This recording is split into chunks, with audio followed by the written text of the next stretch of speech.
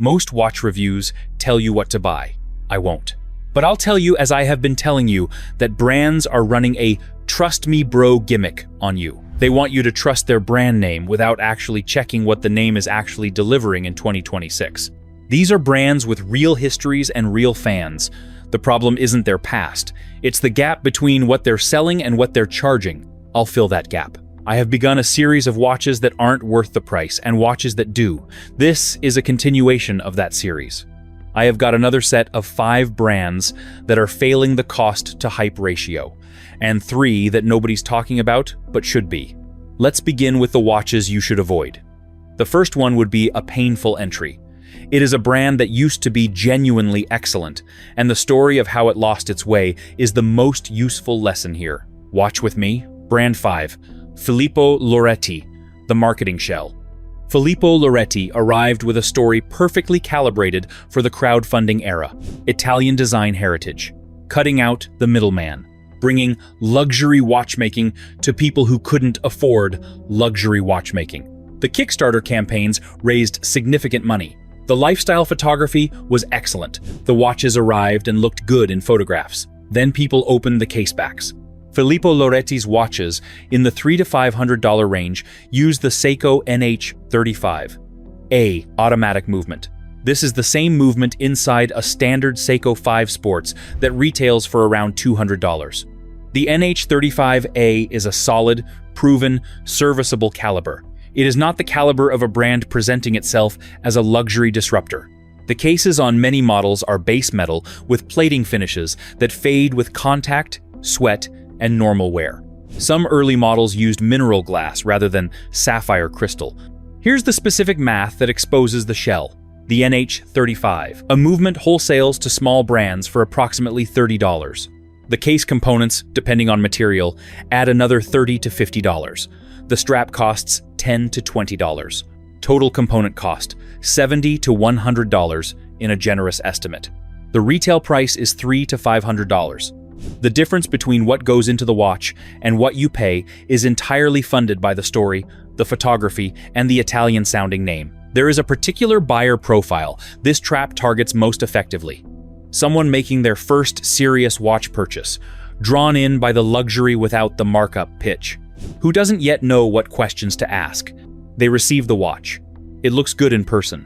They wear it for 6 months. The plating on the case begins to show wear at the edges. They post about it in a forum. Someone replies asking which movement it uses. They look it up, find the NH35, find out what the NH35 costs, and find out what else uses the NH35. Then they have the uncomfortable realization that the disruption they were sold was not what arrived. Disrupting the watch industry is a phrase that sounds radical and means nothing. The traditional watch industry markup they claim to be eliminating is what every watch brand uses to cover design, quality control, service infrastructure, and brand investment. Filippo Loretti eliminated those costs and kept the margin. The watch you receive is an NH35 in a case. The watch industry has thousands of those at every price point. The ones that justify $300 to $500 add something the NH35 movement doesn't provide on its own. The exceptional case finishing, genuine sapphire crystal, verified quality control, a service network. Filippo Loretti does not provide those things at a level that justifies the price. They disrupted the industry by removing the parts of the markup that were actually doing something. Brand 4. Corum Entry Level, the Bubble Trap. Corum makes one watch that is genuinely one of the most interesting design objects in watchmaking, the Admiral's Cup. It has this 12-sided case shaped like a nautical flag signal, which makes it bold, original, and unique. The golden bridge, with its linear baguette movement visible through the case, is a legitimate horological achievement. These are watches that justify serious attention. The bubble is not those watches. The bubble watch takes a completely standard movement, typically an ETA or Sellita base, and encloses it in a case dominated by an enormous domed sapphire crystal that bulges above the dial like a glass paperweight. The distortion created by this crystal makes the dial difficult to read without repositioning the watch. The entire design premise is the crystal, not the movement or the dial work beneath it. In the mid-2000s, when maximalist watch design was at its peak cultural moment, the bubble was provocative. It declared itself a spectacle and made no apology for it. That context has evaporated. The 2026 luxury watch conversation is built almost entirely around restraint. Talk about integrated bracelets, slim profiles, purposeful design, fine finishing that rewards close inspection. The bubble is the opposite of all of these things. It rewards the wide shot from across the room and gives you nothing at close range. The service reality compounds the problem. When the domed sapphire crystal in the bubble is damaged, and curved crystals are more vulnerable to edge chipping and crack propagation than flat ones. Replacement requires a crystal that is unique to this watch's geometry. This is not a standard part. Servicing a bubble that needs a new crystal is a specialized, expensive procedure that can easily cost several $100s in parts alone. $3,000 to $8,000 for a watch whose core design element is a crystal that distorts the time display and is expensive to replace when damaged. The movement underneath is not the story Corum is selling. It cannot be because there is no story to tell about a movement that appears in watches at a tenth of the price. There is a parallel in other luxury categories that makes this clearer. Imagine a high-end speaker company that built its entire brand around a distinctive enclosure shape, a giant spherical cabinet that colored the sound in a particular way. In 2006, when that sound was fashionable, people paid for it. By 2016, the market had moved to neutral response enclosures and precise imaging. The spherical cabinet is now a period piece, desirable to collectors of a specific era and essentially unsaleable to buyers who want a daily use speaker. The Corum bubble is that cabinet. It was bold, it was of a moment, and that moment has passed in a direction that the bubble cannot follow. The practical question for the person considering a bubble today is, what about servicing? Corum still makes the watch. Parts are available for current models. But as the brand's production focus shifts and the bubble moves further from their commercial center of gravity, the long-term availability of that unique curved crystal becomes a legitimate concern. Specialty crystals for discontinued references have historically been among the most difficult service parts to source. Anyone buying a bubble in 2026 is also taking a position on what Corum's supply chain looks like in 2036. The bubble was a statement. In 2026, the statement no longer has an audience. Brand 3, U-Boat the Size Trap. U-Boat built its brand on a single design proposition, bigger than everything else. The Classico, the Chimera, the Sommerso. Case sizes running from 45 to 55 millimeters, with lugs that extend aggressively, crowns positioned at 9 o'clock, and an overall presence that was specifically engineered to be impossible to ignore. This approach had cultural alignment in the early 2010s. Watch culture at that point was in the middle of a size inflation that touched almost every brand. 44 millimeters was standard. 46 was common. The market was oriented toward wrist presence as a value in itself. The correction came abruptly and completely. By 2022, 40 millimeters had re-established itself as the comfortable upper limit for most buyers. 38 to 39 millimeters began driving significant collector interest. Tudor's Black Bay 58, specifically at 39 millimeters, became one of the most discussed watches of the era. This was because of what it wasn't: too large. The market sent a clear message about size, and it has not reversed course. U-Boat did not adapt. The brand's core catalog remains in the territory that the market has moved away from. Try selling a used U-Boat Classico today. Secondary market data shows these models trading at 30 to 40% of their original retail prices, not because they're badly built, but because the pool of buyers willing to wear a 50-millimeter watch in 2026 has contracted significantly. The secondary market is the most honest expression of a brand's actual health. U-Boat's secondary market is telling the truth about where the brand sits. There is also a wearability argument that goes beyond aesthetics. A 47-millimeter watch with an aggressive lug spread does not fit under most shirt cuffs. It requires deliberate wardrobe choices. It cannot transition between contexts the way most modern watches are expected to. It exists in one register: maximum presence. That register is valuable for some wearers in some contexts. For daily wear in 2026, It's a constraint that most buyers discover too late. The conversation around U-boat has shifted from admiration for its boldness to the quiet acknowledgement that owning one creates a specific problem. What do you do with it? It's too large for most occasions. It's too distinctive to be invisible. It's too focused on a design language that doesn't travel. The buyer who purchased a U-boat Chimera for $3,000 in 2018 and puts it on the market now will find the price discovery process educational. U-boat made the biggest watches in the room. The room changed. U-boat didn't. Brand 2. 7 Friday. The industrial design illusion. 7 Friday arrived with a genuinely original visual language. The V series, the M series, the P series. These watches look like nothing else in the industry. They draw from industrial design, from vintage machinery, from the visual grammar of gauges and meters and technical instruments. In terms of sheer distinctiveness, 7 Friday earned its early attention. The problem is what's inside.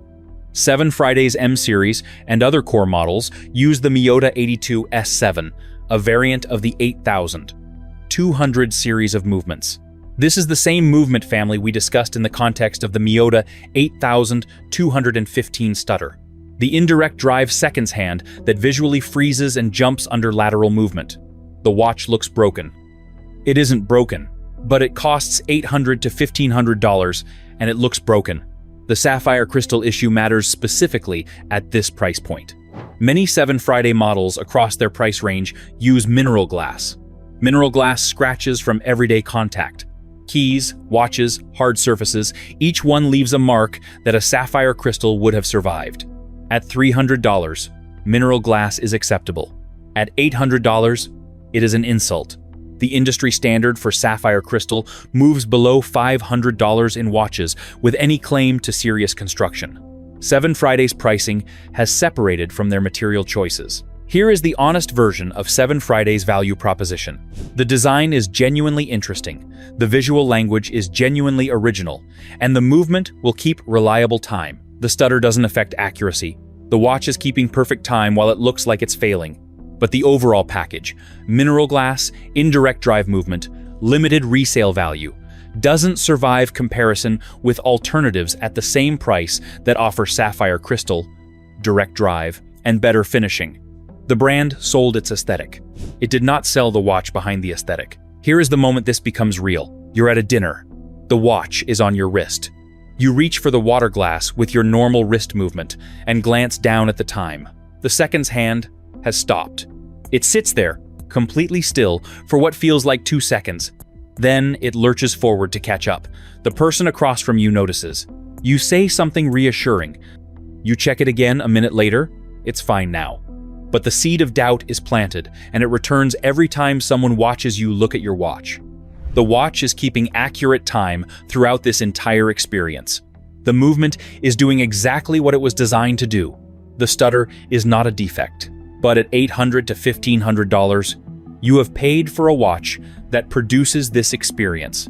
That is the relevant fact, and Sellita's engineering choices, which are well documented, thoroughly understood, and entirely solvable by specifying a direct drive movement, don't change it. 7 Friday has design talent. The visual vocabulary of their watches is genuinely original and genuinely theirs. If they had used that talent to specify movement choices that matched the price they were charging, this brand would not be on this list. 7 Friday made something that looks like nothing else. Unfortunately, what's inside looks like everything else at a third of the price. Brand 1. Bremont, the identity crisis. Bremont was founded in 2007 by the brothers Nick and Giles English, and for a significant part of its early history, the brand represented something genuinely interesting. A British watchmaker attempting to build a real manufacturing capability in the UK, making watches inspired by aviation and military heritage that had real character and a coherent identity. Then, under new CEO David Serrato, the brand pivoted. The Terra Nova collection, Bremont's 2024 reset, abandoned the aviation aesthetic entirely in favor of a field watch aesthetic. Military pocket watches of the early 20th century became the design reference. New dials, new case shapes, New marketing language. The London designation, printed on the dial of watches assembled in Henley-on-Thames, 30 minutes outside the M25 motorway, is a detail that reviewers flagged immediately. Bremont is not a London brand. Printing it on the dial is brand storytelling at the expense of accuracy. But the central problem is the movement and the price. Every Terra Nova watch uses a Sellita-based movement. The standard Terra Nova 38 uses the B36AL, based on the Sellita SW 2001 with a 38-hour power reserve.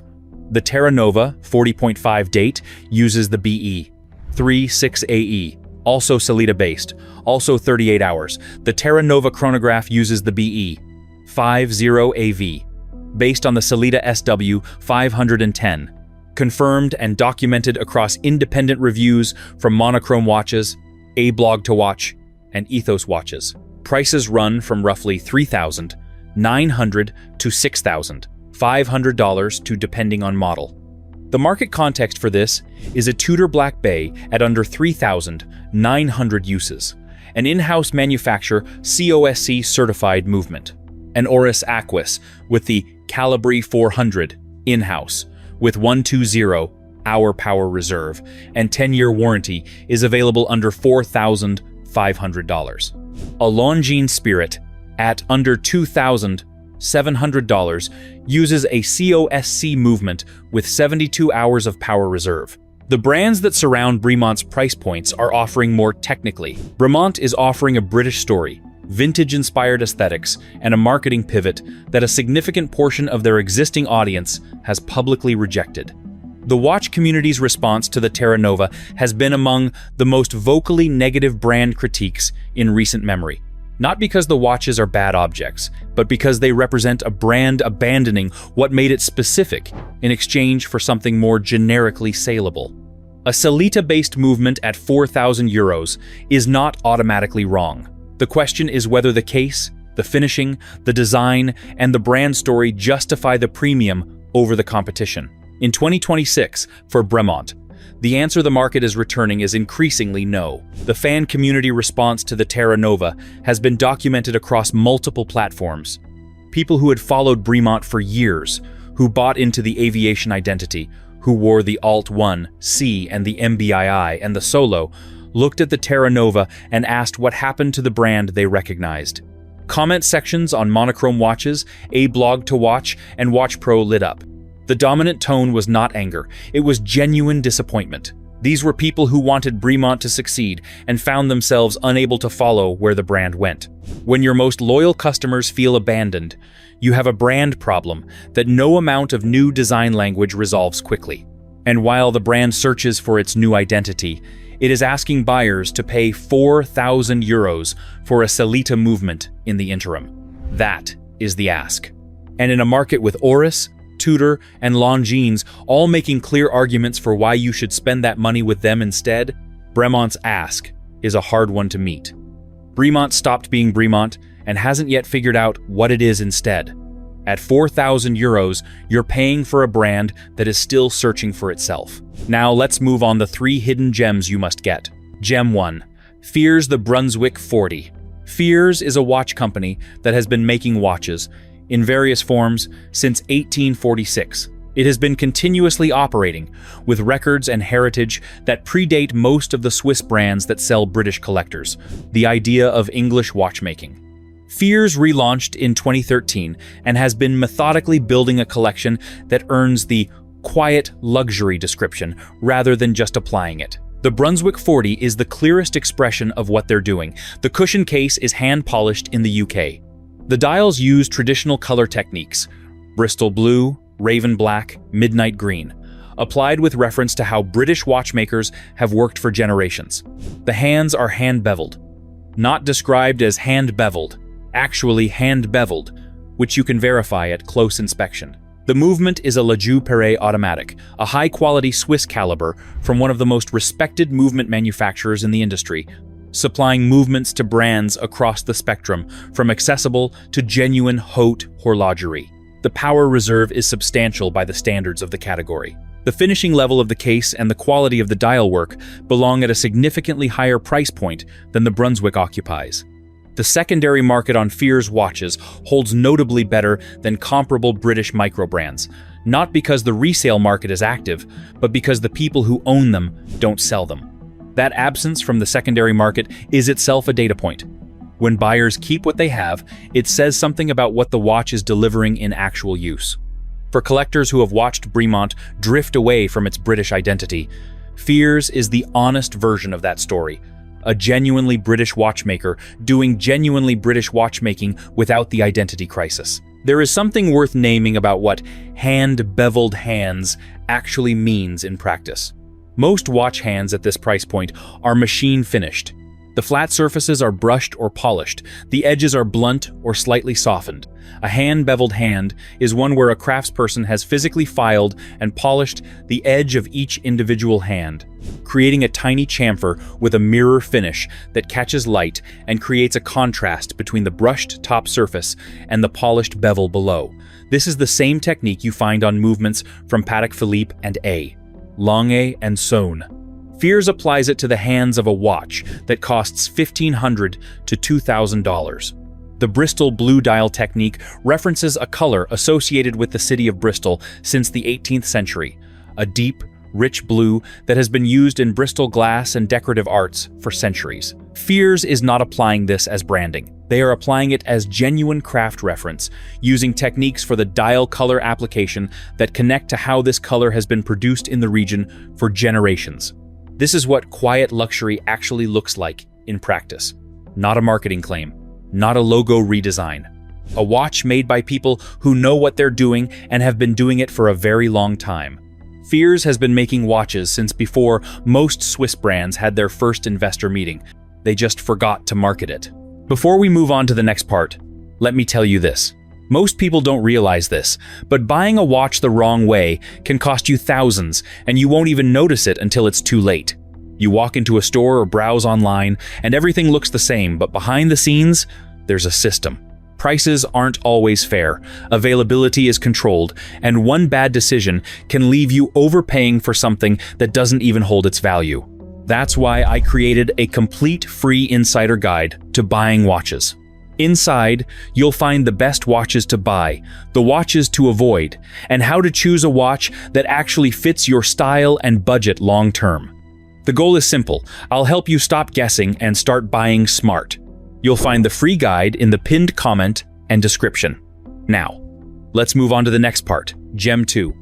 Formex The Reef 39.5mm. Formex is based in Biel and Bienne, Switzerland, the center of the Swiss watch manufacturing world, home to Rolex's Movement Production, Swatch Group, Omega's manufacture. Being based here does not make a watch good, but it means the infrastructure for genuine manufacturing exists nearby, and Formex has used it. The case suspension system is the engineering story. Every Formex watch, including the Reef, uses a patented system where the case itself is isolated from the external bracelet and lug structure by a flexible inner container. The movement floats inside the case. Physical shock to the bracelet and outer case is absorbed by the suspension system before it reaches the movement. This is not a marketing feature. It is a documented patent, a real mechanical system, and the reason Formex can offer shock absorption that most watches at this price point cannot. The movement in the Reef 39.5mm is the Sellita SW 300 1-inch Kosk chronometer grade, Sellita's highest quality specification for this caliber. It has been tested for 15 days by the Kosk Institute and certified to -4 to +6 seconds per day. Not claimed by the brand, certified by an independent institution. The movement has a 56-hour power reserve and is decorated with a custom skeletonized rotor made in-house at Formex. The bezel on the Reef is interchangeable without tools. Not marketed as interchangeable, physically swappable at home using Formex's tool-free system, in different materials including ceramic and stainless steel. The clasp has a micro-adjustment system that rivals systems seen on watches at 3 to 5 times the price. The dial is made in Formex's own dial manufacture in the Swiss Jura Mountains. Water resistance, 300 meters. Case thickness, 11 millimeters. Price, approximately 1,900 to 2,100 euros. The Tudor Black Bay compares unfavorably on specification at a higher price. The Oris Aquis, without the caliber 400, loses the case suspension system and the tool-free bezel interchange. Formex is not famous. In 2026, it is among the most engineered watches per franc available anywhere in the market. Here's the detail that separates Formex from the brands trying to position themselves as engineering forward without doing the work. The bezel on the reef takes 60 minutes of femto laser engraving to produce. This is the same laser technology used in precision manufacturing for aerospace and medical devices. The ceramic itself is zirconium oxide, harder than conventional ceramics, resistant to the edge chipping that affects less carefully selected materials. The dials are made in Formex's own dial manufacture in the Swiss Jura Mountains. The color gradient on the sunray dials is sprayed by hand. The white dial version gets 7 coats of transparent lacquer, each polished down before the next is applied. None of this is on the front page of their website. There is no launch party, no Watches and Wonders presence, no celebrity ambassador. There is a spec sheet and a watch that delivers on it. For buyers who know how to read a spec sheet, this is the most compelling value in the dive watch market, under 2,500 euros. Formex put money into the watch instead of the marketing.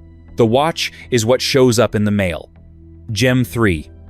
Sjö Sandström, the Royal Steel. Sweden's contribution to the watch conversation is rarely discussed, and that is the point. Sjö Sandström has been making watches in Sweden since 1986.